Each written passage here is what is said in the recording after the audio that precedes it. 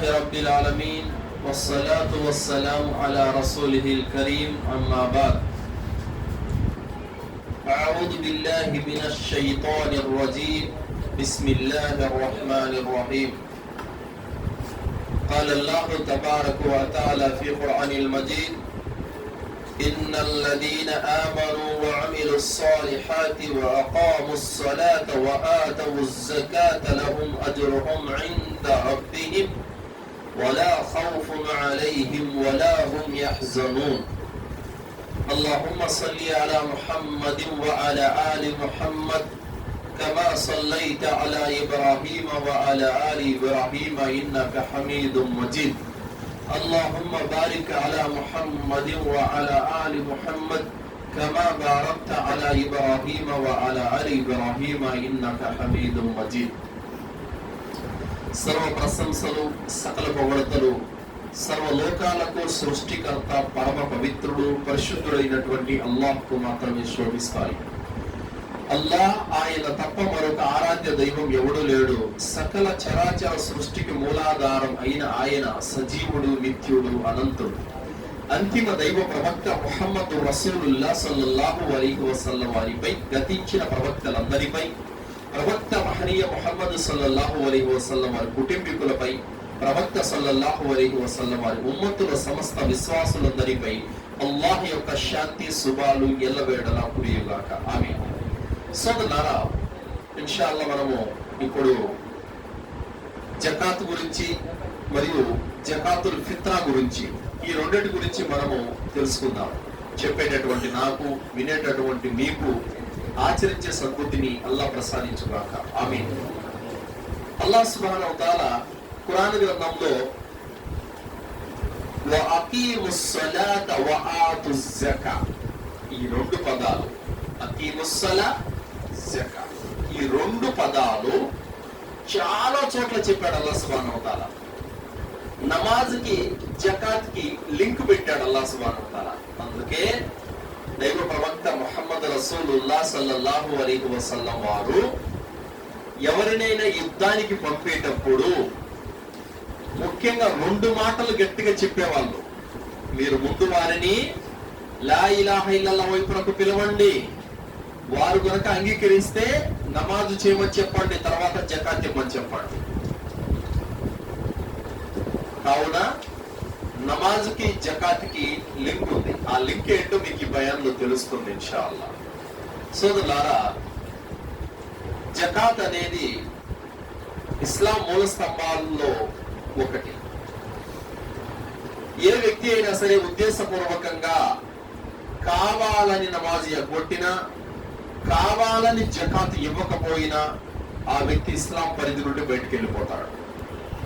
ఎవరైతే ధనవంతుడై ఉండి కూడా అల్లా ఆజ్ఞను తృణీకరించి ఎవరైతే జకాత్ ఇవ్వడం లేదో ఆ వ్యక్తి కూడా ధిక్కారణకు పాల్పడినట్లే, కుఫ్రుకు పాల్పడినట్లే. అందుకోసమే ప్రవక్త ముహమ్మద్ సల్లల్లాహు అలైహి వసల్లం వారు మరణించిన తర్వాత ఒక తెగవారు జకాత్ ఇవ్వము అని ముందుకేశారు. అబూబకర్ రదియల్లాహు వారు ఆ కౌమ్ మీద యుద్ధ ప్రకటన చేశారు. ఉమర్ రదియల్లాహు వారు అన్నారు, వాళ్ళు లా ఇలాహ ఇల్లల్లాహ్ చదవలేదా, వాళ్ళ మీద కత్తెత్తుతానంటావేంటి అని అన్నారు. అప్పుడు అన్నారు, ఎవరైతే జకాత్ ఇవ్వని వారి మీద యుద్ధం చేస్తుంటే తప్పు అంటున్నారు, వాళ్ళ మీద కూడా యుద్ధం చేస్తారన్నారు అబూబకర్ రదియల్లాహు వారు. అంటే జకాత్ అనేది ఎలాంటిదంటే ఇస్లాం యొక్క మూల స్తంభాల్లో అది కూడా ఒక మూల స్తంభము. అల్లాహ్ సుబ్హానహు వ తఆలా ఎవరికైతే ధనాన్ని పుష్కలంగా ప్రసాదించాడో అలాంటి వారు తమ సంపద నుండి నిర్ణీత వాటా 2.5% తీసి సంవత్సరానికి ఒకసారి దైవ మార్గంలో నిరుపేదలకి ఇవ్వాలి, ఇంకా అవసరార్థులకు ఇవ్వాలి. 8 రకాల వ్యక్తులు ఉన్నారు, ఆ 8 రకాలలో ఎవరికొకరికి ఇవ్వాలి. సోదరులారా, అల్లాహ్ సుబ్హానహు వ తఆలా సూరా అల్-బకరా 277వ ఆయతలో అల్లాహ్ అంటున్నాడు, విశ్వసించి సున్నత్ ప్రకారం సత్కార్యాలు చేసే వారికి, నమాజును నెలకొల్పే వారికి, జకాతు చెల్లించే వారికి తమ ప్రభువు వద్ద గొప్ప పుణ్యఫలం ఉంది. అలాంటి వారికి వలా ఖౌఫున్ అలైహిం వలా హుమ్ యహ్జనూన్, ఎవరైతే నమాజ్ చేస్తారో, ఎవరైతే జకాతు చెల్లిస్తారో అలాంటి వారికి వలా ఖౌఫున్ అలైహిం వలా హుం యహ్జనూన్, అలాంటి వారికి ఎలాంటి భయము ఉండదు, ఎలాంటి దుఃఖము కూడా ఉండదు, అలాంటి వారికి ఎలాంటి చీకు చింత కూడా పరలోకంలో ఉండదు. ఎవరైతే నమాజ్ చేస్తారో, ఎవరైతే జకాత్ చెల్లిస్తారో అలాంటి వారికి అల్లా శిక్ష గురించి భయపడాల్సిన అవసరం లేదు, ఎందుకంటే వాళ్ళు హక్కును నెరవేర్చారు కాబట్టి.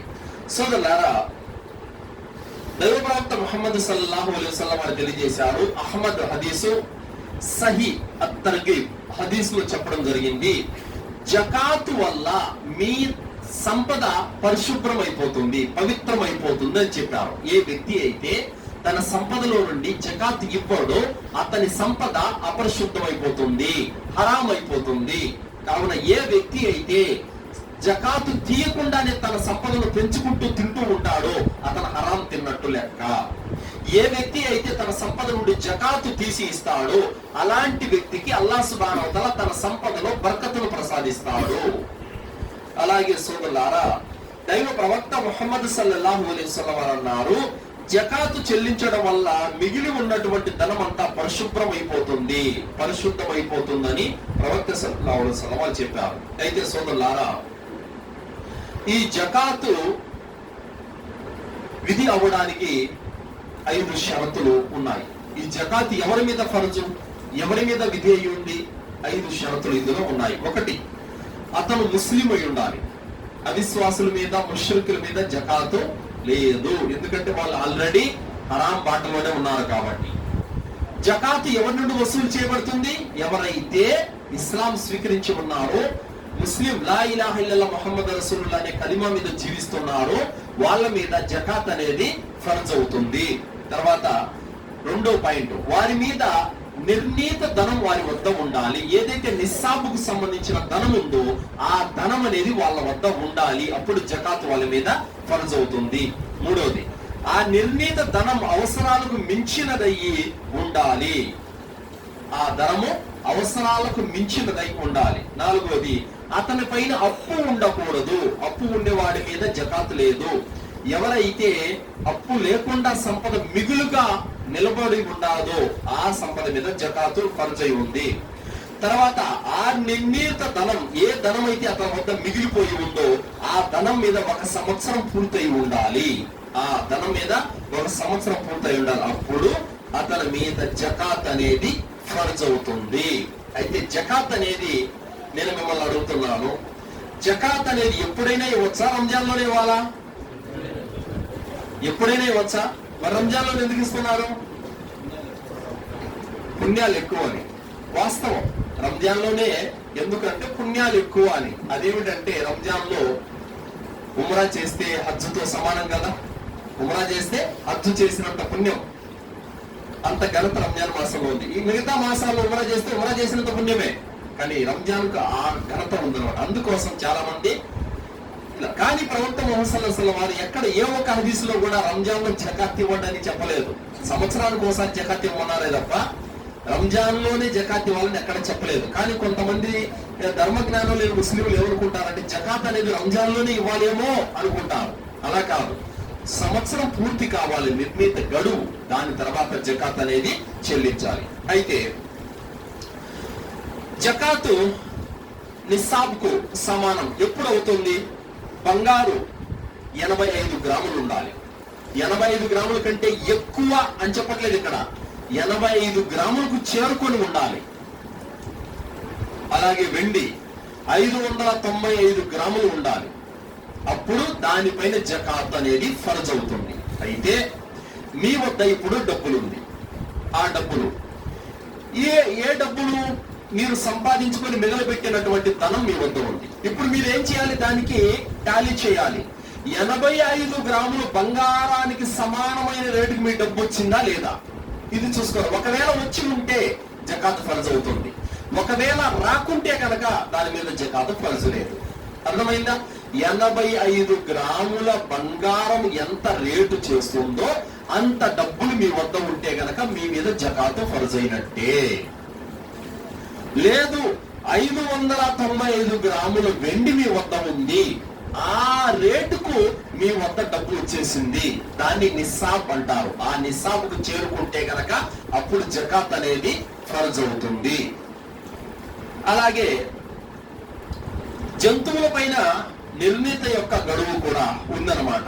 అదేమిటంటే ఎవరి వద్ద అయితే గొర్రెలు మేకలు 40 నుంచి 120 వరకు ఉంటాయో, 40 నుంచి 120 వరకు ఉంటాయో అలాంటి వాడు, అలాంటి మేకల కాపరి ఒక మేకను ఇవ్వాలి. అర్థమైందా? ఒక మేకను ఇవ్వాలి జకాతుగా. అలాగే 121 నుండి 200 మేకల వరకు చేరుకుంటే కనుక 2 మేకలను జకాతుగా ఇవ్వాలి. అలాగే 200 నుంచి 300కు చేరుకుంటే 3 మేకలను జకాతుగా ఇవ్వాలి. 300 నుంచి 400కు చేరుకుంటే 4 మేకలను జకాతుగా ఇవ్వవలసి ఉంటుంది. ఆ విధంగా ఇంకా ప్రతి 100కు ఒక మేక యాడ్ అయిపోతూ ఉంటుంది అనమాట. దాని తర్వాత ఆవులైతే గనక కనీసము 30 ఆవులు ఉండాలి. 30 ఆవులు గనక అతని వద్ద ఉన్నట్లయితే గనక ఒక ఆవు దూడను జకాతుగా చెల్లించాలి. అలాగే ఒంటెల్లో 5 ఒంటెలు గనక ఉంటే అతని వద్ద ఏం చేయాలి? ఒక మేకను జకాతుగా ఇవ్వాలి. ఒకవేళ ఒంటెలు 30కి పైగా చేరుకుంటే గనక అప్పుడు ఒక ఆడ ఒంటెను జకాతుగా ఇవ్వాలి. ఆడ ఒంటెనే ఎందుకు ఇవ్వాలి? ఆడ ఒంటెను పిల్లల్ని కని వృద్ధి చేస్తుంది. జకాత్ ఎవరికి ఇవ్వాలి? అల్లాహ్ సుబ్హానహు వ తఆలా జకాతులు పెట్టిన పరమార్థాన్ని ఒకసారి గమనించండి. ఇక్కడ ఆడ ఒంటెనే ఇవ్వాలని హదీసులో ఎందుకు చెప్పడం జరిగింది? జకాత్ ఎవరికి ఇస్తారు? నిరుపేదలకు ఇస్తారు. అదే మగ ఒంటిని ఇస్తే ఆ నిరుపేద వృద్ధి చెందుతుందా? చెందదు. ఆడ ఒంటి ఇస్తే వృద్ధి చెందుతుంది. దాని ద్వారా పేదవాడు బలపడతాడు, నిలదొక్కుంటాడు. అల్లాహు అక్బర్. అందుకోసమే అల్లాహ్ సుబ్హానహు వ తఆలా ఈ జకాత్ విధానాన్ని పెట్టాడనమాట. అలాగే జకాత్ అనేది ఈ విధంగా ఇంకా పొలాల మీద, వర్షానికి పండేటటువంటి పొలాల మీద ఉంది. అలాగే మామూలు బోరు బావుల యొక్క సాగుతో పండేటటువంటి పొలాల మీద కూడా ఉంది. అలాగే భూములు, వ్యాపారపు యొక్క సామాగ్రి, అంటే ఫర్ ఎగ్జాంపుల్ ఇప్పుడు ఒక వ్యక్తి ఏం చేస్తుంటాడంటే భూమి కొని ఉంటారు. ఏది? ఇంటి కూడా కాదు, బిజినెస్ కోసం 10 ప్లాట్లు కొనేశాడు. ఆ ప్లాట్లు ఏ ఖరీదు స్థాయికి చేరుకున్నాయి అంటే ఇందాక మనం చెప్పుకున్నాం కదా, నిస్సాబ్ బంగారం యొక్క స్థాయికి, దానికి చేరుకుని దానిపైన ఇంకెంత ఉన్నా కూడా దాన్ని రేటు కట్టి అప్పుడు 2.5% జకాతు తీయాల్సి ఉంటుంది. ఎందుకంటే ముఫస్సిరీన్లు ఉలమాలు ఏం చెప్పారనంటే, ఏదైతే భూములు కొన్ని పెట్టి ఉన్నారో చాలా మంది దీన్ని పట్టించుకోరు, జకాతు కింద లెక్కేసుకోరు. కానీ అది కూడా వాళ్ళ నిల్వ యొక్క సంపద అని చెప్పారు. వాళ్ళ దగ్గర నిల్వ సంపద. ఎందుకంటే భూములు సంవత్సరాల తరబడి మునుగుతూ ఉంటాయి. చాలా మంది ఆస్తులు కూడబెట్టుకోవడానికి భూములు కొంటా ఉంటారు. ఎవరైతే ఇంటి కొరకు కొని ఉంటారో అది వేరు, దాని మీద లేదు. కానీ సంపద పెంచుకోవడానికి ఎవరైతే కొని ఉంటారో అది నిస్సాబుకు చేరుకుని ఉంటే కనుక దాని మీద కూడా జకాత్ అనేది చెల్లించాలి. దాని తర్వాత జకాతు చెల్లించనందువల్ల జరిగేటటువంటి నష్టాలు ఏమిటి? ముస్లిం సమాజంలో పేదరికం అనేది పెంచిల్లుతుంది. ఈ జకాత్ యొక్క ఉద్దేశం ఏమిటంటే పేదవారిని రక్షించడానికి, పేదవారిని ఆ పేదరికం నుండి బయటకు తీసుకురావడానికి జకాత్ అనేటువంటి ఉద్దేశాన్ని అల్లాహ్ సుబ్హానహు వ తఆలా పెట్టాడు. ముస్లిం సమాజం యొక్క అభివృద్ధి కొరకు అల్లాహ్ తాలా ఈ జకాతును పెట్టాడు. కాబట్టి జకాత్ ఇవ్వకపోతే ముస్లిం సమాజంలో పేదలుగానే ఉండిపోతారు. అలాగే జకాతు చెల్లించనందువల్ల ప్రవక్త ముహమ్మద్ సల్లల్లాహు అలైహి వసల్లం వారు తెలియజేశారు, జకాత్ ఎవరైతే చెల్లించరో అలాంటి యొక్క ప్రాంతాలలో అల్లాహ్ సుబ్హానహు వ తఆలా కరువు కాటకాలను సృష్టిస్తాడు, కరువు కాటకాలను తీసుకుని వస్తాడనమాట. ఆ ప్రవక్త గారు ఈ హదీసులో ఏమంటున్నారు? ఒకవేళ జంతువులు జీవరాశులు గనక లేకపోతే, జంతువులు జీవరాశులు గనక ఆ భూమండలం మీద లేకపోతే గనక ఆ జాతి ప్రజలు జకాత్ ఇవ్వకపోతే అసలు అల్లాహ్ ఎప్పటికీ వర్షం కురిపించడం చెప్పడం జరిగింది. వర్షము మన కోసం వస్తుందని మనం అనుకుంటున్నాం, కానీ ఇతర జీవరాశులు కూడా దువా చేస్తున్నాయి. సులైమాన్ అలైహిస్సలాం వారి కాలంలో చీమ కాళ్ళు ఎత్తి దువా చేసింది. అల్హమ్దులిల్లాహ్. సులైమాన్ అలైహిస్సలాం వారి చీమ దువా చేసింది, ఇంకా మనం నమాజ్ చేయాల్సిన అవసరం లేదు, పడండి అన్నారు. అలా అల్లాహ్ సుబ్హానహు వ తఆలా ఇతర జీవరాశుల కొరకు వర్షాన్ని కురిపిస్తాడు.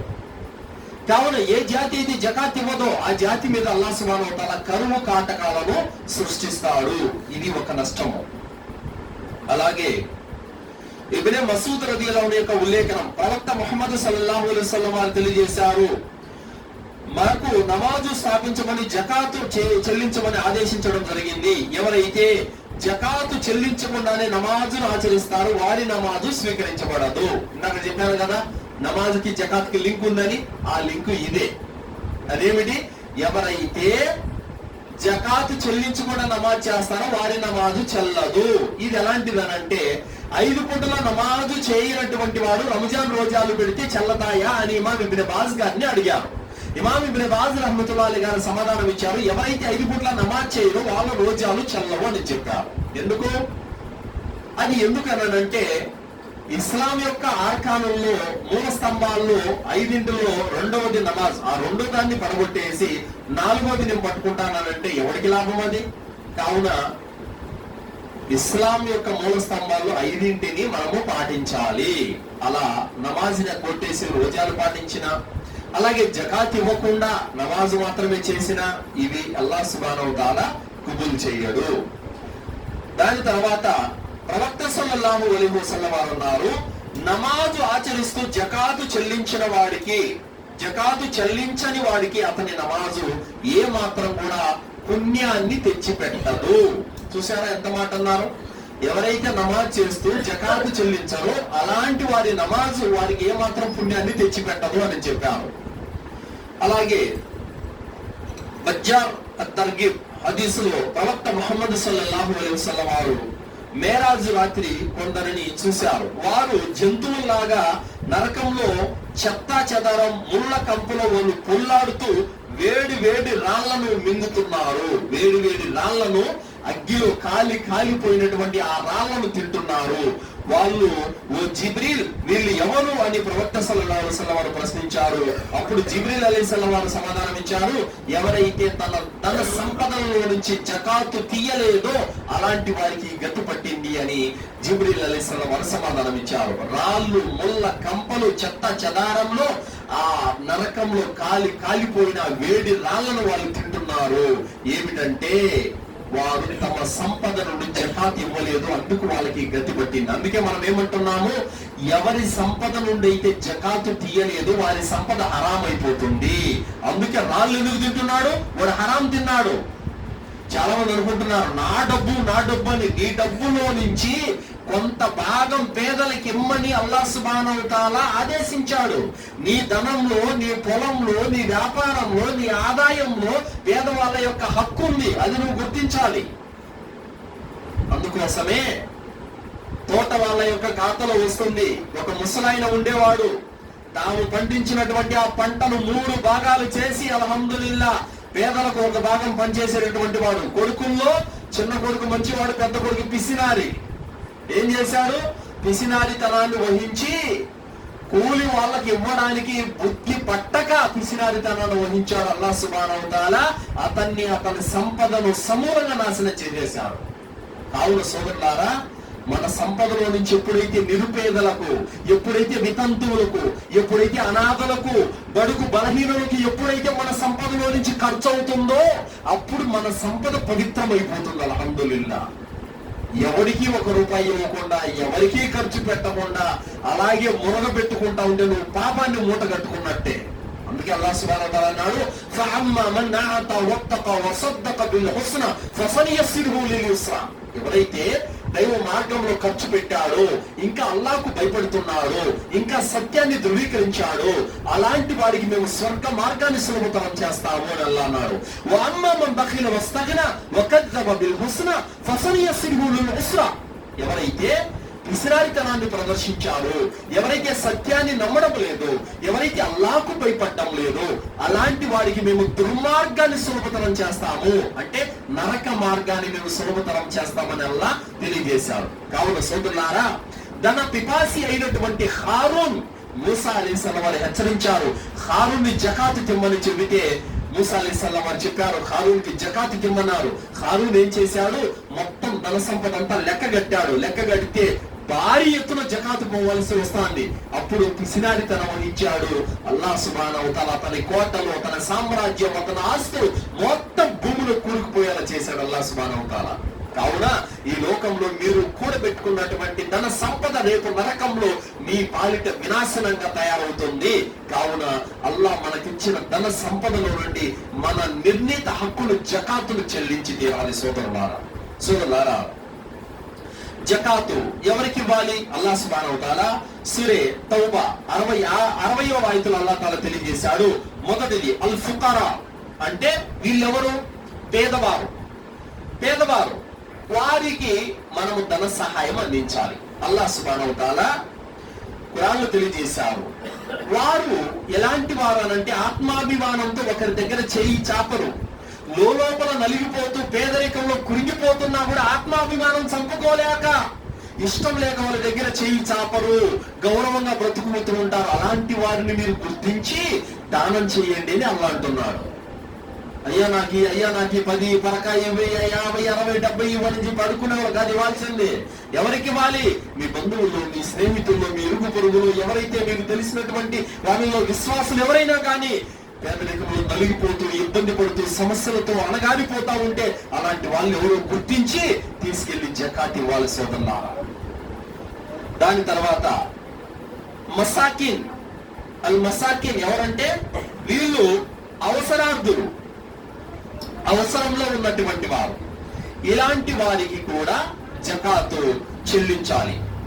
తర్వాత అల్ ఆమిలీన అలైహా, జకాతు రాబట్టేటటువంటి వ్యక్తులు ఎవరైతే ఉంటారో వాళ్లకు జకాతు కూడా ఇవ్వాలి. అలాగే అల్ ముఅల్లఫతు కులూబుహుం, ఇస్లాముకు దగ్గరగా ఉన్నటువంటి వాళ్ళు, మరి కొత్తగా ఇస్లాంలోకి వచ్చినటువంటి వాళ్ళు, వాళ్ళకు హృదయాలు గెలుచుకోవటానికి జకాతు ఇవ్వమని అల్లాహ్ తాలా చెప్పాడు. అంటే ఎవరో ఒక వ్యక్తి హిందూ సోదరుడే, క్రైస్తవ సోదరుడే, కానీ ఇస్లాంకు దగ్గరగా ఉన్నాడు. ఆ వ్యక్తికి హృదయం గెలుచుకోవటానికి, ఇస్లాం వైపునకు ప్రేమను ఆహ్వానించడానికి అతనికి జకాత్ ఇవ్వాలి.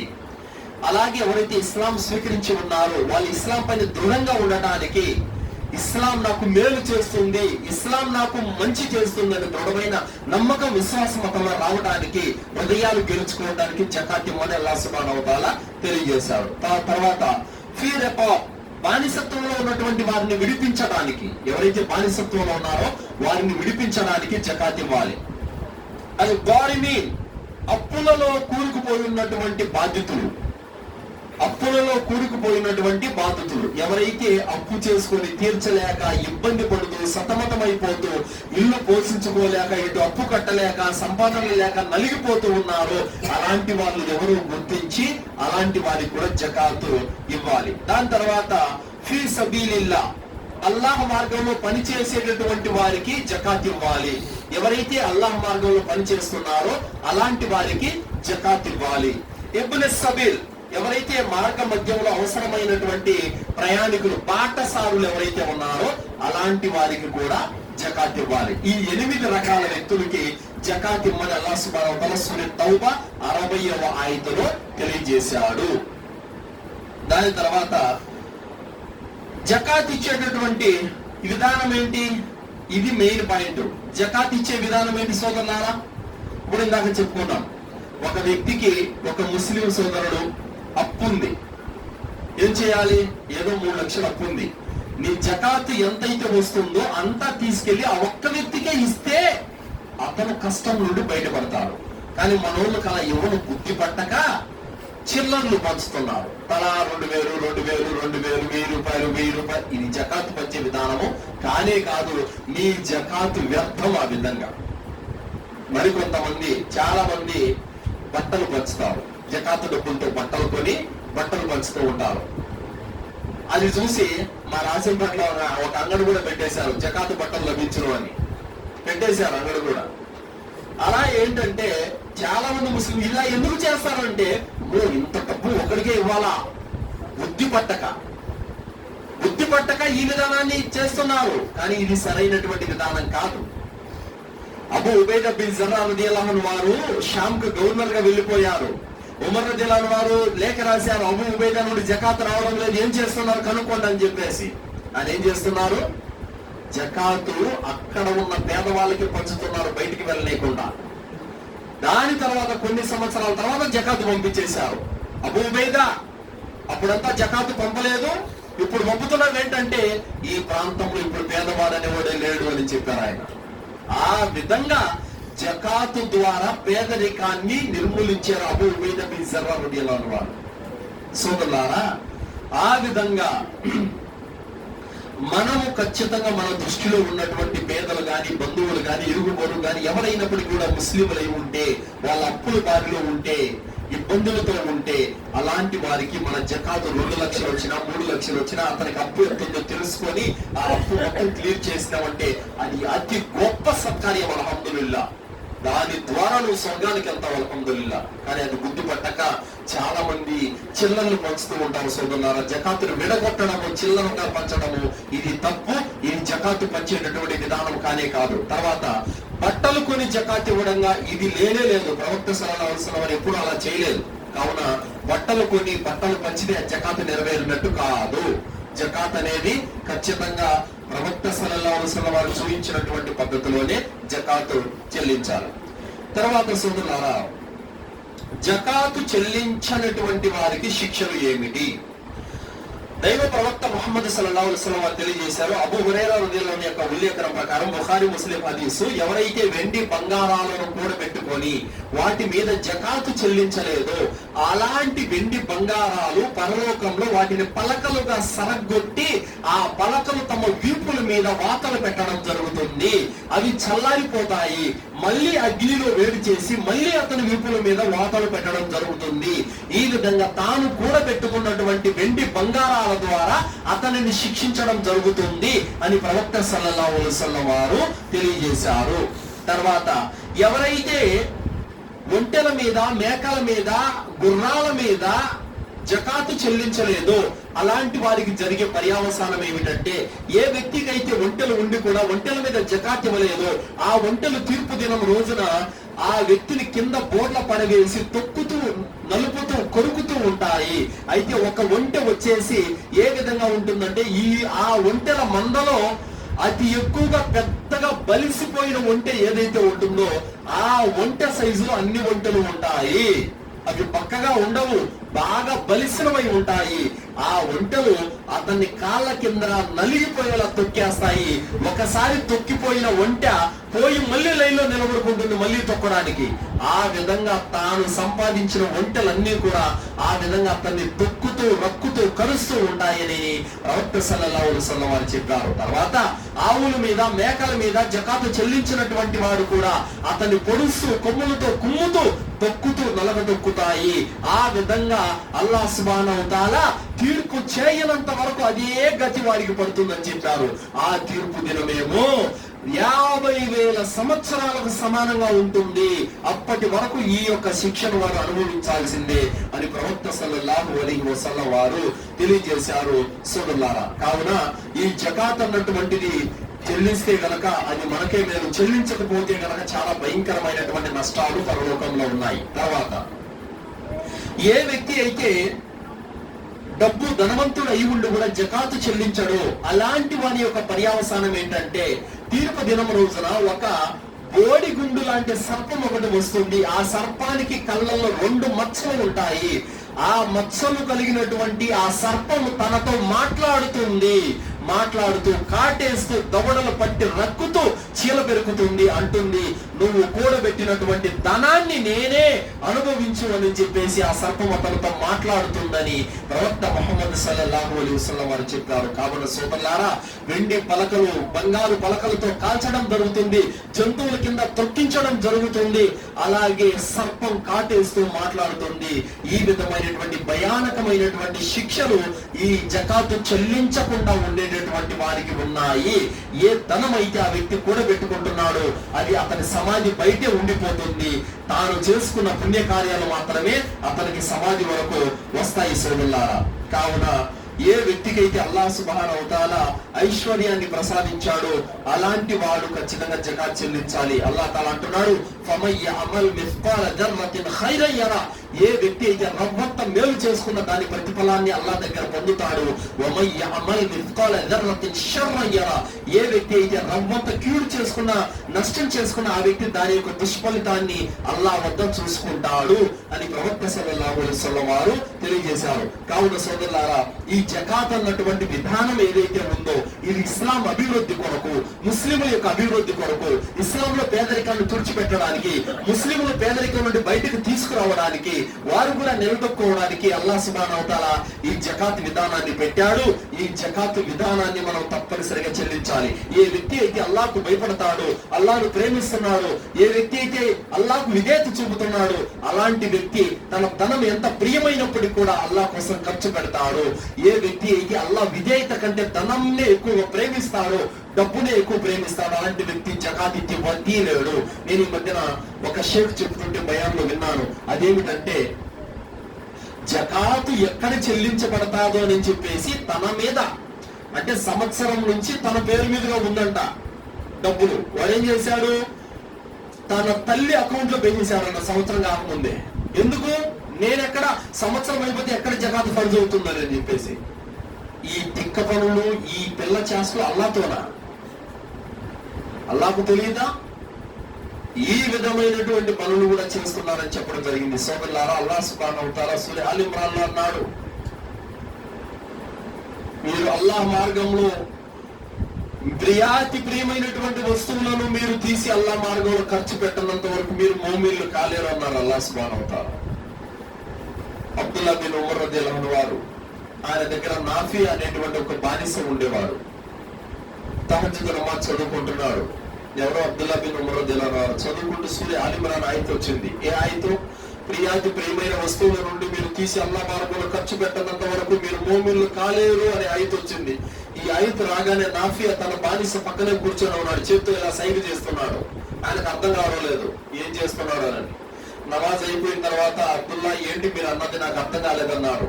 ఏం లేదు, ప్రియమైన వస్తువుల నుండి తీసి అల్లాహ్ మార్గంలో ఖర్చు పెట్టండి అని అల్లాహ్ సుబ్హానహు వ తఆలా చెప్పాడు.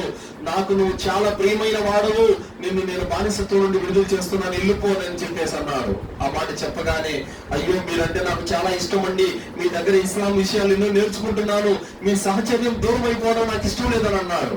ఆ మాట చెప్పగానే, అయితే నువ్వు బానిసత్వం నుండి విడుదల చేస్తున్నాను, నీవు మాత్రం విద్య నేర్చుకోవడానికి నా వద్దకు రావచ్చు అని చెప్పేసి అబ్దుల్లా రదియల్లాహు అన్హు వారు చెప్పారు. సోదరులా అన్నారు, నమాజ్ లోనే ఎందుకు నేను సైగ చేశానంటే, నమాజ్ అయిపోయిన తర్వాత నేను ప్రపంచంలోకి వస్తే మళ్ళీ ఎక్కడ నా బుద్ధి మారుతుందో అని నేను ముందే చెప్పేశానని చెప్పేసి అంటున్నారు ఆయన. సోదరులారా, ఏ విధంగా అంటే ప్రియమైనటువంటి వస్తువుల నుండి తీసి అల్లాహ్ మార్గంలో ఖర్చు పెట్టనంత వరకు ఏ వ్యక్తి కూడా మోమిన్ స్థాయికి చేరుకోలేడు. సోదరులారా, మనం చేసేటటువంటి సదకాలు, దాన ధర్మాలు, వాటి నీడలోనే రేపు మనము అల్లాహ్ దగ్గర స్థానాన్ని పొందుతాం. సోదరులారా, ఉస్మాన్ బిన్ అఫ్ఫాన్ రదియల్లాహు అన్హు యొక్క కాలంలో ఆయన ప్రవక్త సల్లల్లాహు అలైహి వసల్లం వారు ఒకసారి బయాన్ చేస్తున్నారు. మక్కా వదిలిపెట్టి మదీనాకు వచ్చారు కొంతమంది ముస్లింలు. మక్కాలో జంజం నీరు ఉండేది, తీయగా తాగేవాళ్ళు బాగా. కానీ మదీనాకు వచ్చిన తర్వాత వాళ్ళకి ఆ ఉప్పు నీరు పట్టడం లేదు, పడక జబ్బులు వచ్చేసాయి, కురుపులు గుళ్ళలు వచ్చేసాయి.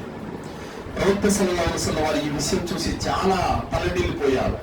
ఒకరోజు బయాన్ చేశారు, ముస్లింలారా, మదీనాకు వలస వచ్చినటువంటి మక్కా ముస్లింలకు ఈ నీళ్లు పడ్డం లేదు, కానీ మీరు ఎవరైతే బను గఫారా తెగకు చెందినటువంటి యూదుల వద్ద ఉన్నటువంటి ఆ బావి, మంచినీళ్ళ బావి ఏదైతే ఉందో దాన్ని కొని ముస్లింలకు ఎవరైతే సదకాగా ఇచ్చేస్తారో వారికి స్వర్గం ఉందని అల్లాహ్ సుబ్హానహు వ తఆలా చెప్పారు, ప్రవక్త గారు చెప్పారు.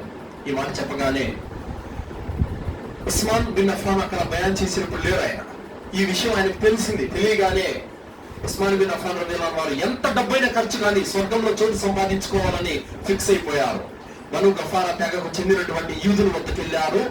యూదుల వద్దకు వెళ్ళి, అయ్యా నీ బావి నాకు అమ్ము, నాకు కావాలన్నారు. అయ్యో నేనమ్మను, ఈ నీళ్ల ద్వారా నేను డబ్బులు సంపాదించుకుంటున్నాను. మదీనా వాసులందరూ కూడా నా వద్ద నీళ్లకు వచ్చి నీళ్లు తీసుకెళ్తారు, నాకు డబ్బులు ఇస్తున్నారు, నా జీవనోపాధి అది, నేను ఇవ్వనన్నారు. ఎంత డబ్బులైనా సరే నేను ఇస్తాను అని అన్నారు. నువ్వు ఎంత డబ్బులు ఇచ్చినా కూడా నేను బావిని ఇవ్వనన్నారు. తర్వాత ఉస్మాన్ రదియల్లాహు అన్హు వారు అదే విధంగా అడుగుతూ ఉండడం చూసి, అయితే 12,000 దిర్హాములు నాకు చెల్లించు, నేను ఒక ఉపాయం చెప్తా అన్నారు. సరే ఇస్తా చెప్పానన్నారు. ఒకరోజు బావి నీళ్లు నువ్వు వాడుకో, ఒకరోజు నేను తోడుకుంటా, ఆ విధంగా చెరిసగం చేసుకున్నాము, దానికి గాను నాకు 12,000 దిర్హాములు డబ్బులు ఇవ్వనున్నారు. ఉస్మాన్ బిన్ అఫ్ఫాన్ రలియల్లాహు అన్హు సరే ఇస్తానని చెప్పారు. ఆ విధంగా ముస్లింలందరూ కూడా బావి నీళ్లు తీసుకెళ్తూ ఉన్నారు. అల్హమ్దులిల్లాహ్. అది మస్జిద్ నబవీకి పశ్చిమాన ఉండేది ఆ బావి. బీర్ అల్ రూమ్ అంటారు దాన్ని. ఆ యొక్క బావి నీరు చాలా కమ్మగా తీయగా ఉండేవి నీళ్లు. అయితే ఇలా కొంతకాలం గడిచింది. యూదులు కూడా ఉస్మాన్ బిన్ అఫ్ఫాన్ రలియల్లాహు వారి యొక్క వంతు వచ్చినప్పుడే వచ్చి నీళ్లు తీసుకెళ్లిపోతున్నారు. ఇతని వంతు ఉన్న రోజున డబ్బులు ఇచ్చి నీళ్లు తీసుకోవడానికి ఎవరు రావడం లేదు. అతను గమనించి, ఉస్మాన్, నువ్వు నా పొట్ట కొట్టావు, నా జీవనోపాధి పడిపోయింది, మరేం చేయమంటావు? ఏం లేదు, 8,000 దిర్హాములు చెల్లించి పూర్తి బావి నువ్వే తీసేసుకున్నాడు. ఆ విధంగా ఉస్మాన్ బిన్ అఫ్ఫాన్ రలియల్లాహు వారు ముందు 12,000 దిర్హాములు, తర్వాత 8,000 దిర్హాములు, మొత్తం 20,000 దిర్హాములు డబ్బులు చెల్లించి ఆ బావిని పూర్తిగా తీసేసుకున్నారు.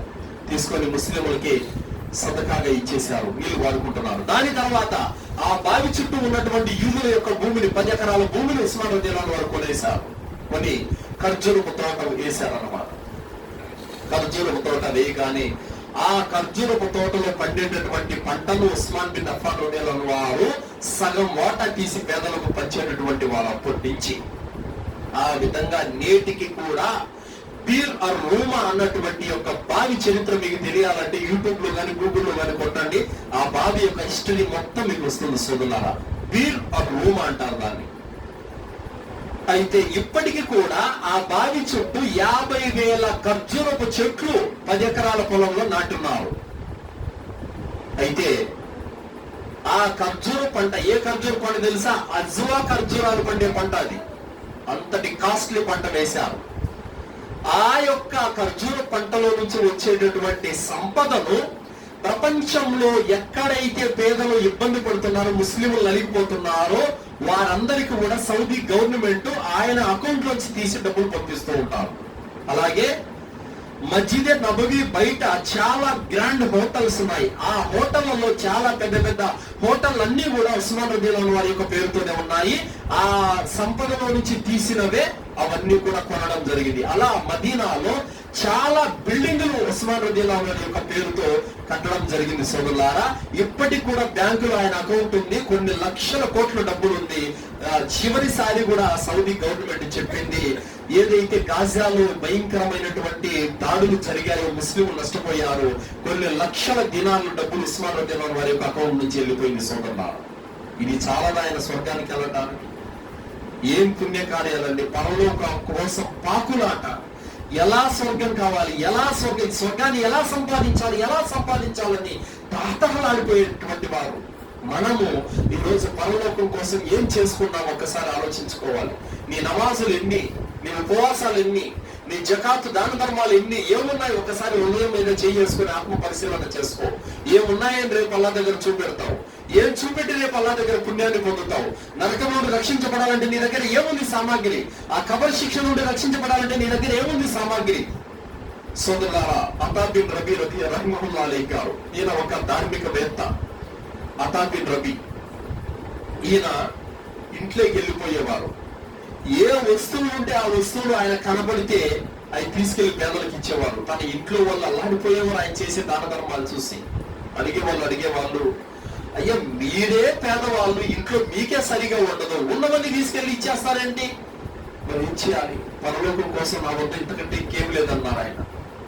ఏం చేశారంటే వాళ్ళ జీవితాలు నిద్ర లేసినట్టు హదీసులు రాసుకోవడం తప్ప ఇంకేం తెలియదు వాళ్ళకి. ఆ హదీసులు ప్రజలకు చేరవేయడం తప్ప ఇంకేం తెలియదు వాళ్ళకి. ఏ పాపమో వాళ్ళకి తెలియదు, ఏ తప్పులు చేసేటువంటి వాళ్ళు కూడా కాదు. వాళ్ళు నిద్ర లేసినట్టు ఖురాన్ హదీస్ మీద జీవితాలు సాగాయి. అయినా కూడా వాళ్ళు పాపాలకు భయపడుతున్నారు, అయినా కూడా వాళ్ళు సత్కర్మల కోసం పోటీ పడుతున్నారు. మన నమాజులు అంతంత మాత్రమే, మనం చేసే సత్కార్యాలు అంతంత మాత్రమే. అయినా కూడా మనము ఏదో అల్లా తాలా ఈ రోజు మనకు డబ్బులు ఇచ్చారు అంత ఇంత, ఆ డబ్బుల నుంచి తీయడానికి కూడా మనకు ఈ రోజు చేతులు ఆడడం లేదనంటే ఏంటి సోదరులారా పరిస్థితి? ఒకసారి ఆలోచించండి. కావున సోదరులారా, అల్లాహ్ సుబ్హానహు వ తఆలా మనకి ఏ సంపద అయితే ఇచ్చారో ఆ సంపద ఎలా ఉండాలి సోదరులారా? ఉమ్ముల్ మసాకిన్ జైనబ్ బింత్ ఖుజైమా రదియల్లాహు అన్హా, ఈమె ప్రవక్త ముహమ్మద్ సల్లల్లాహు అలైహి వసల్లం వారు బ్రతికి ఉన్నప్పుడు తన భార్యలందరూ అడిగారు, ప్రవక్త మీరు వెళ్ళిపోయిన తర్వాత మాలో అందరికంటే ముందు మిమ్మల్ని కలుసుకునేది ఎవరని అనగానే పొడవు చేతులు కలిగినటువంటి స్త్రీ నన్ను కలుసుకుంటుందని చెప్పారు. వీళ్ళందరూ ఏం చేశారంటే చేతులు పెంచుకోవడం మొదలు పెట్టారు. అందులో సౌదా రదియల్లాహు అన్హా వారి యొక్క చేతులు చాలా పొడవుగా ఉన్నాయి. ఆమె అనుకున్నారు అందరూ. కానీ కొంతకాలానికి జైనబ్ బింత్ ఖుజైమా రదియల్లాహు అన్హా వారు ఉమ్ముల్ మసాకిన్ అనే బిరుదు ఉంది ఆమెకి, పేదల తల్లి అన్నటువంటి బిరుదు ఉంది. ఆమె చనిపోయింది. జనాజావి ఎంతమంది వచ్చారో తెలుసా? నువ్వు వెన్నడు చూడనంత మంది ప్రజలు జనాజాలో వచ్చి పాల్గొన్నారు. ఎంతమందికి ఆ మహాతల్లి సాయం చేస్తుంటే, ఎంతమందికి ఆమె దానం చేస్తుంటే సోదరులు అంతమంది జనాజాలో వచ్చారు. అంటే రేపు మనం చచ్చిపోయినా కూడా మజీదు పట్టకుండా వచ్చి జనాజా చదవాలి. ఆ విధమైనటువంటి పుణ్యాలు మనం సంపాదించుకోవాలి. ఎందుకు తెలుసా? ప్రవక్త సల్లల్లాహు అలైహి వసల్లం అన్నారు, 40 మంది షిర్కు చేయని వ్యక్తులు వచ్చి జనాజాలో పాల్గొంటే అల్లాహ్ తాలా ఆ వ్యక్తిని క్షమిస్తాడని చెప్పారు. ఇది సంపాదించుకోవాలి సోదరులారా. కూడబెట్టుకున్న ధనం ఈ భూ ప్రపంచంలో ఆగిపోతుంది, మనతో పాటు పరలోకానికి రాదు. మనం ఖర్చు పెట్టుకున్నది పరలోకానికి వస్తుంది సోదరులారా. కావున జకాత్, సదకాలు ఇవన్నీ ఉండాలి. చాలా మంది ఏమనుకుంటారంటే నేను 5 పూట్ల నమాజ్ చేసుకుంటున్నాను కదా అనుకుంటారు.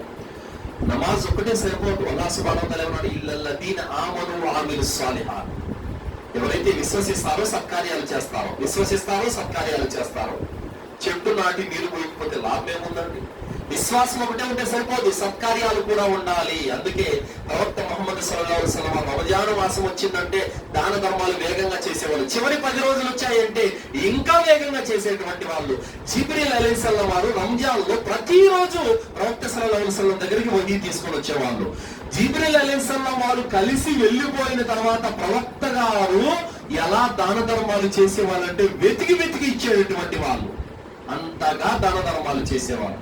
ఎందుకంటే దాన ధర్మాల యొక్క నీడలో దాసుడు రేపు కయామత్ రోజున ఉంటాడు సోదరులా. కావున దాన ధర్మాలు మనం చేసుకోవాలి. తర్వాత సోదరులారా, సదకతుల్ ఫిత్రా. అయితే ఈ సదకతుల్ ఫిత్రా నేను బయాన్ రూపంలో చెప్పను, మిమ్మల్ని ప్రశ్నల రూపంలో అడుగుతాను. ఎందుకంటే నేనే చెప్పుకుంటా ఉంటే లాభం లేదు కదా, మీరు కూడా చెప్పాలి.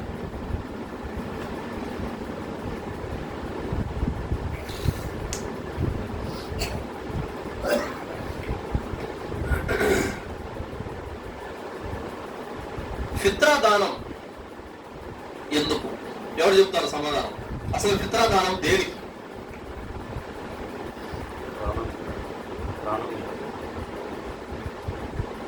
చెప్పండి. ఫిత్రా దానం అంటే దేనికి ఇస్తారు ఫిత్రా దానం?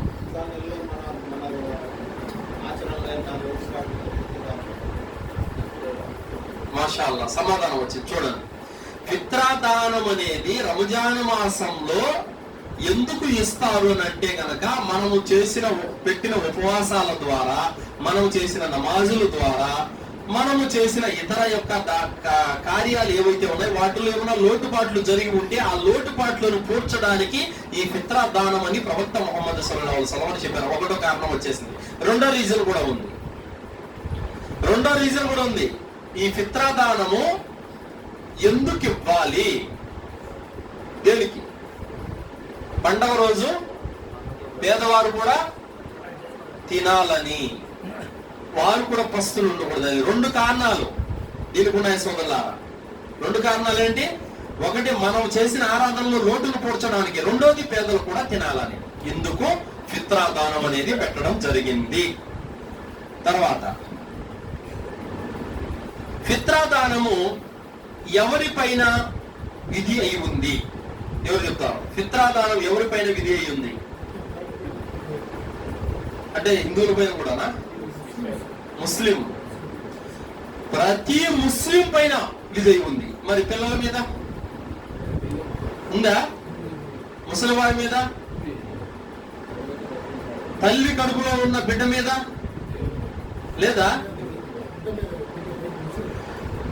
అయితే ఇది తెలుసుకోవాలి. ప్రవక్త సల్లల్లాహు అలైహి వసల్లం వారు తల్లి కడుపులో ఉన్న బిడ్డ మీద ఫిత్రా గురించి అడిగితే ఇస్తే మేలు అని చెప్పారు. ముస్తహబ్. దీని ఇమాం అహ్మద్ బిన్ హంబల్ రహ్మతుల్లాహి గారు ముస్తహబ్ కింద చేర్చారు. ముస్తహబ్ అంటే మంచి విషయం, ఇవ్వచ్చు. కడుపులో ఉన్న బిడ్డ మీద కూడా సదకతుల్ ఫిత్రా ఇవ్వచ్చు అని చెప్పారు, ఫర్జ్ అయితే కాదు. తర్వాత ఫిత్రా దానానికి ఎవరు అర్హులు? ఫిత్రా దానానికి అర్హులు ఎవరు? ఎవరికైతే పూట గడవట్లేదో, ఎవరైతే పేదరికంలో తక్కువ స్థాయిలో ఉన్నారో, పేదరికంలో అట్టడుగు బాగానే ఉన్నారో వారు దీనికి అర్హులు. అయితే సోదరులారా, చాలా మంది ఏం చేస్తుంటారంటే మన వీధిలో ఎవరు లేరు కదా అని ఎవరో ఒకరికి ఇచ్చేస్తూ ఉంటారు. దాని హక్కుదారులకు చేర్చాలి సోదరులారా, ఇది గుర్తుపెట్టుకోండి. చాలా ఏం వెతకాలి ఊర్లో, లేకపోతే మనం ఇంకా కొన్ని చోట్ల ఎక్కడైనా సరే 10 చోట్ల వెతికి దానికి అర్హులకి ఇవ్వాలి సోదరులారు. ఎవరు లేరు కదా అని చెప్పేసి బాగా డబ్బున్న వాళ్ళకి ఇచ్చేస్తే లాభం లేదు, దానికి అర్హులకి ఇవ్వాలి. ఫిత్రా దానంగా ఏ వస్తువులను ఇవ్వాలి? ఫిత్రా దానంగా ఏ వస్తువులను ఇవ్వాలి? ఏవి? అన్నము, కూర, బియ్యము, ఇంకా గోధుమలు, ఇంకా బార్లీ, ఇంకా అదే గోధుమలు, బార్లీ, ఖర్జూరాలు, కిస్మిస్, ఎండు ద్రాక్ష, ఇవి. ఇంకా దాంట్లో మన ఇండియాలో పెట్టుకుంటే సొద్దలు, రాగులు, ఇవన్నీ కూడా ఉన్నాయి సోదరులారా. కాబట్టి ధాన్యంగా ఫిత్రా దానం అనేది చెల్లించాలి. తర్వాత చాలా మంది వస్తువులు కాకుండా డబ్బులు ఫిత్రా దానంగా ఇవ్వచ్చా? వస్తువులు కాకుండా ఫిత్రా దానంగా డబ్బులు ఇవ్వచ్చా? చెప్పండి. ఇవ్వకూడదా? సరే, ఇప్పుడు కువైట్ బాగా రిచ్ దేశం, పేదవాళ్ళే లేరు అక్కడ, వాళ్ళు డబ్బులు పంపించారు, అది కాదా? తీసుకోవద్దా? ఇక్కడ గమనించాలి, ప్రవక్త ముహమ్మద్ సల్లల్లాహు అలైహి వసల్లం వారు కానీ సహాబీలు కానీ డబ్బులు సదకతుల్ ఫిత్రాగా ఎప్పుడు ఇవ్వలేదు, ధాన్యాన్నే ఇచ్చారు సదకతుల్ ఫిత్రాగా. ఖర్జూరాలు, గోధుమలు, ఇంకా కిస్మిస్, ఇవన్నీ కూడా ఇచ్చారనమాట, డబ్బులు ఇవ్వలేదు. అయితే హనఫీ ఫికా ప్రకారము, హనఫీ వర్గానికి చెందినటువంటి యొక్క వ్యక్తులు ఎవరైతే ఉన్నారో వాళ్ళు డబ్బులను ఫిత్రా దానంగా ఇస్తారు. వాళ్ళు చెప్పేటటువంటి రీజన్ ఏమిటంటే, తినటానికి ఎంతో కొంత ఉండొచ్చు, కానీ డబ్బులు ఇస్తే వాళ్ళకి అవసరమైనవి కొనుక్కుంటారు కదా అన్నటువంటి ఉద్దేశాన్ని ఇమాం అబూ హనీఫా రహ్మతుల్లాహి అలైహి గారి నుండి వీళ్ళు తీసుకున్నారు. అయితే ఈ విధానాన్ని ఇమాం అహ్మద్ బిన్ హంబల్, ఇమాం షాఫీ, ఇమాం మాలిక్ రహ్మతుల్లాహి గారు ఇంకా ఇతర పండితులందరూ కూడా ఈ విధానాన్ని వాళ్ళు తీసుకోలేదు. ఎందుకు తీసుకోలేదంటే, ప్రవక్త సల్లల్లాహు అలైహి వసల్లం వారు సదకతుల్ ఫిత్రాగా దానాన్ని ఇచ్చారు, ధాన్యాన్ని ఇచ్చారు, మనం కూడా ధాన్యాన్ని ఇవ్వాలి, డబ్బులు ఇవ్వకూడదని ఈ ముగ్గురు యొక్క ఇమాములు ఒకవైపు, ఇమాం అబూ హనీఫా ఒకవైపు ఉన్నారు. ఇమాం అబూ హనీఫా రహ్మతుల్లాహి గారి యొక్క అభిప్రాయాన్ని వాళ్ళు ఫాలో అవుతున్నారు, మిగతా ముగ్గురు యొక్క ఉలమాల యొక్క అభిప్రాయాలను మిగతా వాళ్ళు కూడా ఫాలో అవుతున్నారు. అయితే వీళ్ళు తీసుకొచ్చినటువంటి దలీలు ప్రవక్త నుండి, సహాబీ నుండి తీసుకొని వచ్చారు, ఈయన దగ్గర నుంచి దలీలు లేదు, ఒక ఉత్తమమైన విషయంగా వీళ్ళు భావించారు. అయితే డబ్బులు ఇవ్వకూడదు. అయితే ఇందులో ఉలమాలు ఫత్వాలు ఇచ్చారు. అదేమిటంటే, ఇతర దేశాలలో కొన్ని రిచ్ డబ్బున్నటువంటి దేశాల్లో ఉన్నటువంటి వారు అక్కడ పేదలు లభించకపోతే గనక వాళ్ళు డబ్బులు పంపించి ఇక్కడ ఉన్నటువంటి పేదలు ఎవరైతే, అంటే వాళ్ళు ఏదైతే వాళ్ళు తింటున్నారో ఆ తరహా యొక్క ధాన్యాన్ని వాళ్ళు లెక్కగట్టి ఆ డబ్బులు పంపిస్తే ఆ డబ్బులతో తెలిసిన వాళ్ళు ధాన్యం కొని ఇవ్వాలని చెప్పారు తప్ప డైరెక్ట్ గా డబ్బులు ఇవ్వాలని వాళ్ళు చెప్పలేదు. కానీ చాలా మంది ఆ ఫిత్రా యొక్క డబ్బులంతా రాబట్టి మదర్సాలకు, మజీదులకు ఇచ్చేస్తా ఉంటారు సోదరులారా. ఇది సరైనటువంటి విధానం కాదు. ప్రవక్త సల్లల్లాహు అలైహి వసల్లం వారి విధానాన్ని మనం ఫాలో అవ్వాలి. తర్వాత ఫిత్రా దానం ఎంత ఇవ్వాలి? కులమానం ఎంత ఇవ్వాలి? 2.5.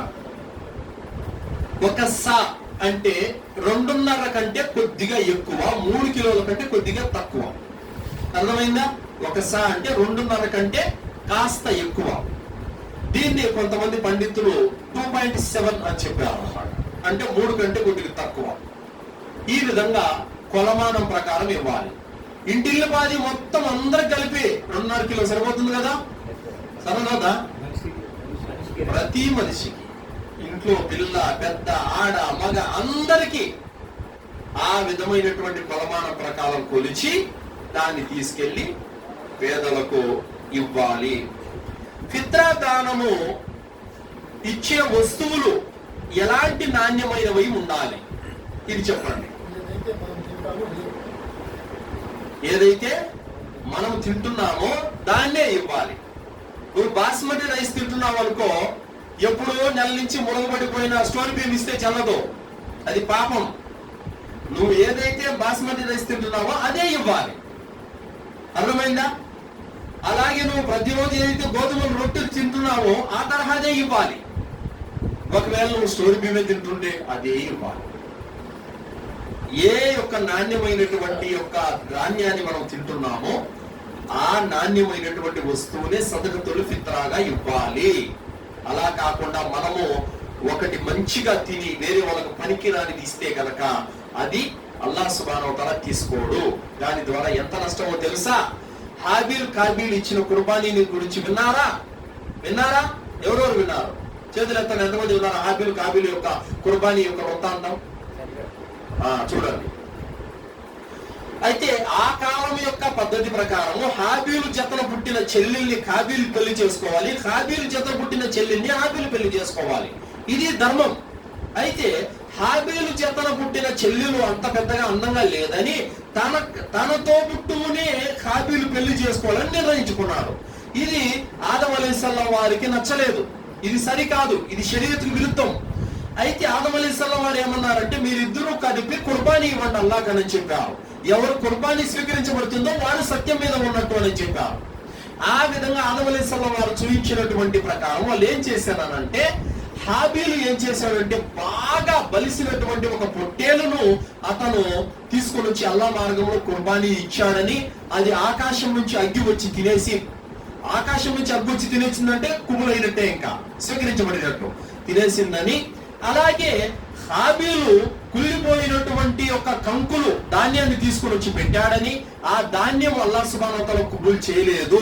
దాని ఈర్ష్య పుట్టింది. అల్లాహ్ నీవు స్వీకరిస్తాను, నా స్వీకరించడాని చెప్పేసి హాబీలును హత్య చేశాడనమాట. ఈ విధంగా హాబీలు యొక్క కుర్బానీని అల్లాహ్ ఎందుకు తీసుకోలేదు? నాసిరకమైనది, పనికి రానిది ఇస్తే అల్లాహ్ ఒప్పుకోడు.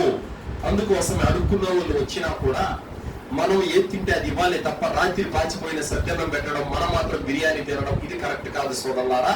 మనం ఏదైతే తింటున్నామో దాన్నే మనము పేదలకు ఇవ్వాలి. అలాగే అవసరం ఉన్నటువంటి చోట ఉత్తమంగా ఖర్చు పెట్టాలి. అవసరం లేని చోట ఏదైతే ఉందో అక్కడ దుబారా ఖర్చు చేయకూడదు.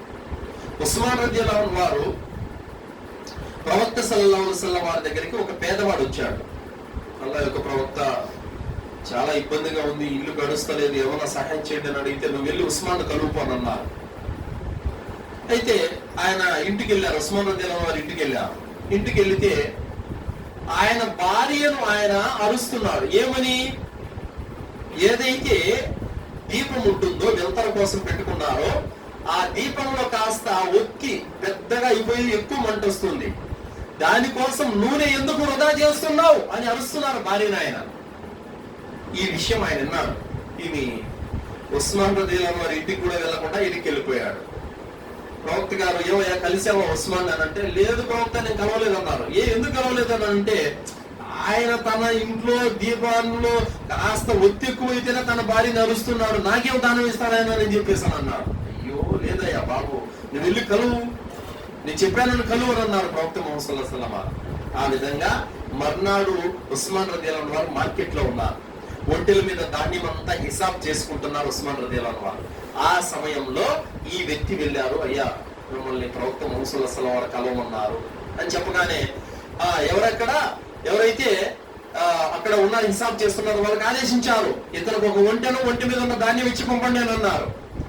ఆ విధంగా ఆ ఒంటెను తోలి, ఆ ధాన్యము ఆ ఒంటెను తోలి పంపిస్తూ ఉంటే దాని వెనకాల ఇంకొకటి వచ్చింది ఒంటె.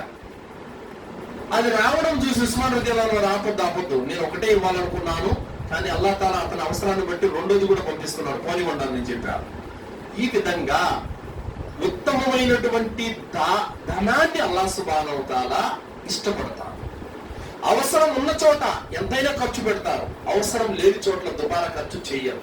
ఈ విధంగా సహాబాల జీవితం నుండి కూడా మనం తెలుసుకోవాల్సినటువంటి గుణపాఠాలు ఎన్నో ఉన్నాయి సోదరులారా. కావున పేదలకు ఇచ్చేటప్పుడు ఉత్తమమైనది, నాణ్యమైనది ఇవ్వాలి సోదరులారా. ఫిత్రా దానము ఎప్పుడు ఇవ్వాలి?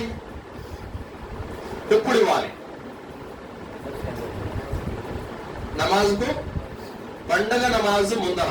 అయితే ఒక హదీసులో వచ్చింది, నాఫే మరియు ఉమర్ రదియల్లాహు యొక్క ఉల్లేఖనాల ప్రకారం ప్రవక్త సల్లల్లాహు అలైహి వసల్లం వారు అన్నారు, పండుగ 1 లేదా 2 రోజుల ముందర నమాజు లోపే ఇవ్వాలి అని చెప్పారు. అయితే పండగ నమాజు రేపు లేదా ఎల్లుండి అనగానే 1-2 రోజుల ముందర సదకతుల్ ఫిత్రాను పంచేయాలి. మొత్తానికి పండగ నమాజు జరగక ముందే ఇవ్వాలి. పండగ నమాజు జరిగిపోయిన తర్వాత ఇస్తే అది లాభం లేదు, అది మామూలు దానంగా స్వీకరించబడుతుంది, ఫిత్రా దానం అవ్వదు. అయితే ఇప్పుడు అసలు ప్రశ్న, ఫిత్రా దానాన్ని ఎవరైతే చెల్లించారో వారి గురించి ప్రవక్త గారు ఏమన్నారు? Very good. ఈద్గా నమాజ్గా నాతో పాటు రావద్దన్నారు. ఎవరైతే ఫిత్రా దానం చెల్లించలేదో వాళ్ళు నాతో పాటు ఈద్గా రావద్దన్నారు. అలాగే బక్రీద్ పండుగ కూడా అదే మాట చెప్పారు, ఎవరైతే స్తోమతుడు కుర్బానీ చేయలేదో వాళ్ళు కూడా నాతో పాటు ఈద్గా రావద్దన్నారు. ఎంత పెద్ద మాట అండి ఇది! ఈద్గా ఎందుకు వెళ్తాం? నమాజ్ కొరకు. నమాజ్గా నా వెనకాల నమాజ్ చదువుతాను అన్నారంటే ఎంత పెద్ద మాట అది. కావున సదకతుల్ ఫిత్రా అనేది ఖచ్చితంగా మనము చెల్లించాలి. అలాగే చివరి ప్రశ్న, మరణించిన వారి పేరు మీదుగా ఫిత్రా దానము ఇవ్వచ్చా? చెప్పండి, మరణించిన వారి పేరు మీదుగా ఫిత్రా దానము ఇవ్వచ్చా? ఇవన్నీ తెలుసుకోవాలండి. మనము తెలుసుకుంటేనే జ్ఞానము అల్హమ్దులిల్లాహ్ మనకు వస్తుంది. ఇవ్వచ్చా, ఇవ్వకూడదా? అయితే ఇది మనం తెలుసుకోవాలి. సదకతుల్ ఫిత్రా దానం అనేది బ్రతికి ఉన్నటువంటి వారి మీదే విధి అయి ఉంది, చనిపోయిన వారి మీద విధి లేదు. అయితే మనం దీన్ని సహాబీల జీవితం నుండి, ప్రవక్త జీవితం నుండి తీసుకుంటే, ప్రవక్త సల్లల్లాహు అలైహి వసల్లం వారు మరణించిన వారి పేరు మీదుగా సదకతుల్ ఫిత్రా ఒక్కసారి కూడా ఇవ్వలేదు. ఆయన కూతుళ్ళు చనిపోయారు, ఆయన కొడుకులు చనిపోయారు, ఎవరి పేరు మీద కూడా సదకతుల్ ఫిత్రా దానాన్ని ప్రవక్త గారు చనిపోయిన తర్వాత ఇవ్వలేదు. కాబట్టి మనం కూడా ఇవ్వాల్సినటువంటి అవసరము లేదు. బ్రతికి ఉన్న వాళ్ళ మీదనే సదకతుల్ ఫిత్రా విధి అయి ఉంది. కావున సోదరులారా, ఈ సదకతుల్ ఫిత్రా అనేది మనము చేసిన ఆరాధనలో లోటుపాట్లను సరిచేస్తుంది. అలాగే పండుగ పూట ఇతరులు, పేదలు కూడా తింటారు. దీని ద్వారా కూడా అల్హమ్దులిల్లాహ్ మనకు ఎంతో మేలు. అల్హమ్దులిల్లాహ్, అల్లాహకు కోటాను కోట్ల కృతజ్ఞతలు. ఎందుకంటే మనము అల్లాహ్ దయ వల్ల ఈ పండగ నమాజులే చూడండి, పేదలకు తినిపించేటువంటి పండుగలు. అల్లాహకు నమాజు చేసి మనం పండుగ చేసుకుంటాం అల్హమ్దులిల్లాహ్. కానీ ఇతర సమాజాల్లో చూస్తున్నాము ఎంత దారుణంగా పండుగలు ఉన్నాయో. రోడ్ల మీద పోయి వాళ్ళని కొట్టడము, నిలబెట్టి పేడ పోయటము, తన్నడము, వాళ్ళని రంగులు చల్లడము. అల్లాహ్ సుబ్హానహు వ తఆలా జాహిలియత్ నుండి వాళ్ళని కాపాడాడు అల్హమ్దులిల్లాహ్. అల్లాహ్ కోటాను కోట్ల కృతజ్ఞతలు. మనం నిద్ర లేస్తానే పండుగ రోజు నమాజ్ చేసుకుంటాం, అల్లాహకు కృతజ్ఞత తెలుపుతాం అల్హమ్దులిల్లాహ్. వేలాది మంది ముస్లింలు అల్లాహు అక్బర్ అని చెప్పేసి అల్హమ్దులిల్లాహ్ తక్బీర్లు చదువుకుంటూ ఈద్గాకి వెళ్తాం అల్హమ్దులిల్లాహ్. ఏ చెట్టుకు హాని కలిగించము, ఏ పసిపిల్లోడికి హాని కలిగించము, దావన ఎవరిని ఇబ్బంది పెట్టము అల్హమ్దులిల్లాహ్. ఇది మన ప్రవక్త మనకు నేర్పినటువంటి గొప్ప విధానం అల్హమ్దులిల్లాహ్. అంతటి గొప్ప ఔన్నత్యమైనటువంటి ధర్మం ఇస్లాం ధర్మం. ఎవరైనా రోడ్డు మీద పోయి వాళ్ళు కొడతామా? ఈద్గాకి వెళ్ళేటప్పుడు ఎవరైనా తిడతామా? ఎవరైనా ఇబ్బంది కలిగిస్తామా? ఇది మన ప్రవక్త మనకు నేర్పిన పద్ధతి. ఇది సరైన సవ్యమైనటువంటి ధర్మం అల్హమ్దులిల్లాహ్. కావున సోదరులారా, ఏదైతే మనం ఇప్పటి వరకు జకాత్ గురించి, సదకతుల్ ఫిత్రా గురించి విన్నామో, ఇవన్నీ కూడా మనం తప్పనిసరిగా పాటించాల్సినటువంటి అవసరం ఉంది సోదరులారా. మన మేలు కొరకు, మన పరలోకం కొరకు ఇవన్నీ కూడా మనం చేసుకోవాలి సోదరులారా. ధనం నుండి తీసి ఖర్చు పెట్టినంత మాత్రం నువ్వేం పేదవాడివి కావు. అల్లాహ్ సుబ్హానహు వ తఆలా అందరూ ఉన్నత దాన్ని తిరిగి ఇస్తాడు సోదరులారా. అల్లాహ్తో దువా చేస్తూ ముగిస్తున్నాను. విన్నటువంటి విషయాలపైన సదాచరణ చేసే సద్బుద్ధిని అల్లాహ్ మనందరికీ ప్రసాదించుగాక. అల్లాహ్ సుబ్హానహు వ తఆలా రంజాన్ మాసంలో ఉన్న సకల శుభాలను అల్లాహ్ మనకు ప్రసాదించుగాక. అల్లాహ్ సుబ్హానహు వ తఆలా మన యొక్క తప్పులను, మన పాపాలను, మన పొరపాట్లను మన ద్వారా జరిగినటువంటి అన్ని చెడులను అల్లాహ్ సుబ్హానహు వ తఆలా తుడిచిపెట్టుగాక. అల్లాహ్ సుబ్హానహు వ తఆలా ఘనమైనటువంటి లైలతుల్ ఖద్రును మనకు ప్రసాదించుగాక. అల్లాహ్ సుబ్హానహు వ తఆలా మనల్ని కబర్ శిక్ష నుండి, జహన్నమ్ నుండి రక్షించుగాక. అల్లాహ్ సుబ్హానహు వ తఆలా జన్నతులో ఉన్నతమైన దర్జాలను మనకు ప్రసాదించుగాక. మన భార్య పిల్లలతో స్వర్గంలో హాయిగా ఉండేటువంటి భాగ్యాన్ని అల్లాహ్ మనందరికీ ప్రసాదించుగాక. ఆమీన్. వాఖిరు దావానా అల్హమ్దులిల్లాహి రబ్బిల్ ఆలమీన్. అస్సలాము అలైకుం వరహ్మతుల్లాహి వబరకాతుహు.